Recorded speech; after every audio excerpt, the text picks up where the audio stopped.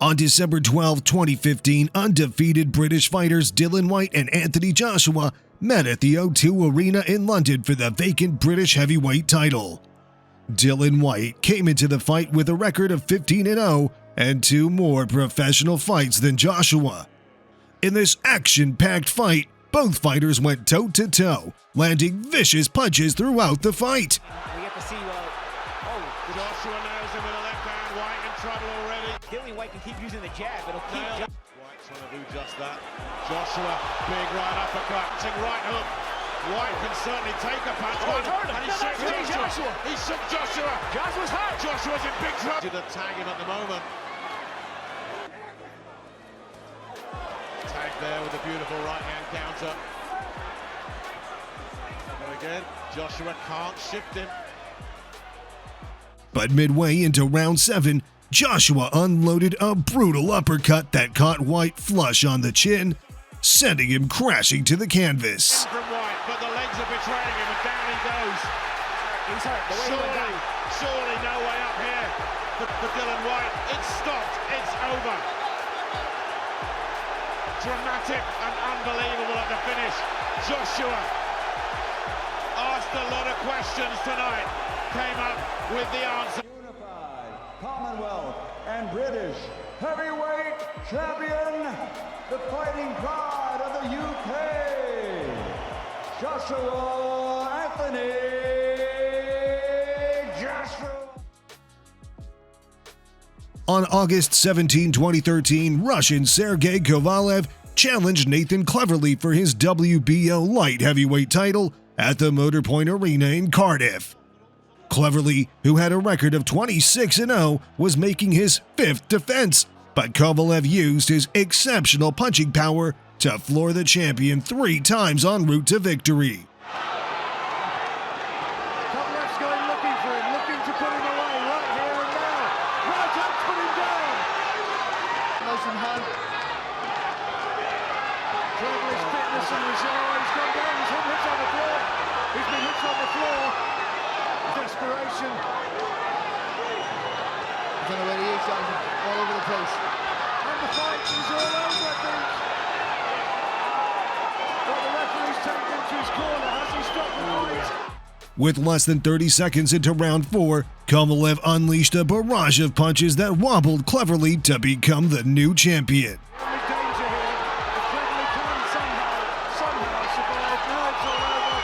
It's finished. I was going to say, would Kovalev punch himself out? Well, that's a sad sight for Welsh boxing, for British boxing. In a fight billed as mortal enemies, undefeated Jorge Luis Gonzalez challenged Bowe for his WBO heavyweight championship at the MGM Grand on June 17, 1995. Gonzalez, with a clean record of 23-0, threatened that he would kill Bowe during the build-up to the fight. However, it was the champion who dominated the fight before ending it in the 6th round with a powerful right hand that caught Gonzalez on the head. There it goes. That should do it. That should do it. That's the first time Gonzalez has been down as a pro. And if he gets up from this, he fools me. Now, Mills Lane doesn't bother to complete the count. Another terrific right hand shot for Bowe, and I got to tell you, Larry, I wasn't sure we'd ever see him look this good again. He needed the challenge. He was getting too many. In December 2000, undefeated fighters Felix Trinidad and Fernando Vargas met in a super welterweight unification bout at Mandalay Bay events in Las Vegas. Vargas had a perfect record of 20-0, which is 19 fights fewer than his opponent. The fight began at a fast pace, with Trinidad flooring Vargas twice in the opening round. Vargas is stunned and down. Trinidad can't go to the wheel. He's not playing around now. Second knockdown for Trinidad. But Vargas returned the favor in round 4. The slugfest came to an end in round 12 as Trinidad floored Vargas 3 times en route to becoming the unified champion. Down goes Vargas or he's lost this fight. Down goes Fernando again. The final onslaught was a devastating right hand that sent a wobbling Vargas to the canvas for good. Holds on like a skilled veteran. He's a veteran. And that'll do it. The third right hand, the third knockdown of the round. A huge victory for Tito Trinidad. He closes the show like the champion he is. Felix Tito Trinidad. After his fight with Vargas, Trinidad moved up to the middleweight division where he captured the WBA title.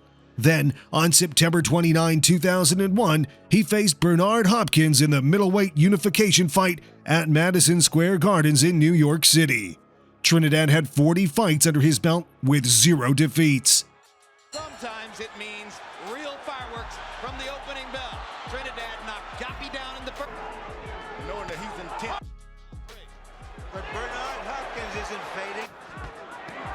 Trinidad legs flat out. Trinidad is still sitting. I'd like to see what happened in the 10th. However, going into the 12th round, Trinidad was trailing on all the judges' scorecards and was receiving severe punishment from Hopkins. Midway through the round, Hopkins connected with a big right hand that sent Trinidad to the canvas, handing him the first defeat of his career. Huge right hand by Hopkins. Down goes Trinidad. I'm not sure Tito can get up. He's got the desire. He's never been knocked out. This fight is over. Steve Smoker stops it. No. Bernard Tito Trinidad comes in. has done it. He knocked out Trinidad. Bernard Hopkins has put himself up there in the list of all the great middleweights. His 14th consecutive defense of his title. Trinidad, a beaten man. He was beaten boxing, and then he was beaten physically. He was beaten with the... Bernard, the executioner, Hopkins.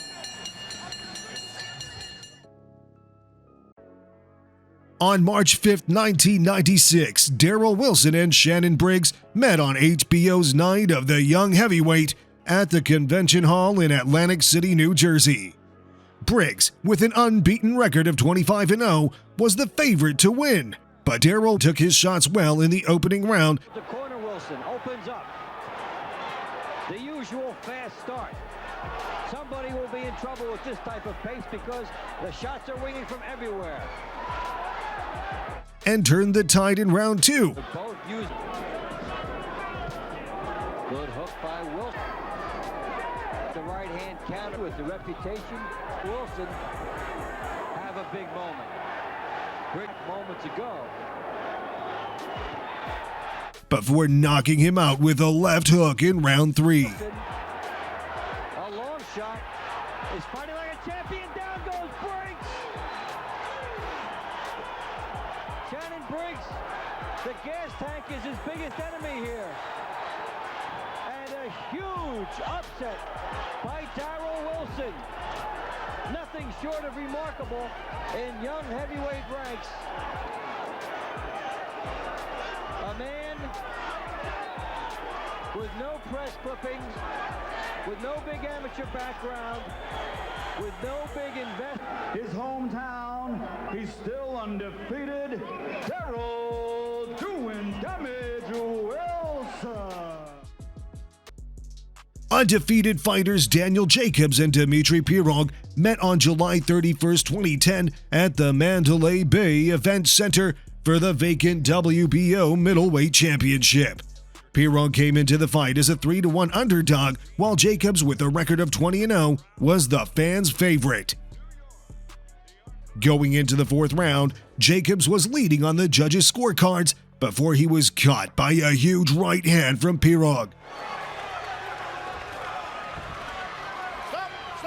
Pirog's got a little bit of showboat in him, too. He got back up to his feet only to be stopped in the 5th round by another hard right hand from Pirog. Really land low. It was low, but I don't think it was intentional, and I don't think it was... Oh, down goes Jacobs on a perfect right hand, Right on top. and that may be that. It's over. No way. Robert Byrd won't even finish the count. He waves his arms and Jacobs is gone on a stunning knockout by Pirog. Well, you said it, Emmanuel. He's never seen anything like the opponent with whom he was in there tonight. And Dimitri Pirog has just produced one of the shockers of the year. Well, Andy Lee, you was right. Andy Lee, Jorge Linares, it happens to a lot of the great prospects. Dimitri Pirog. Which of these fights is your favorite? Let us know in the comments below. And don't forget to like this video and subscribe for more interesting updates. Thank you for watching.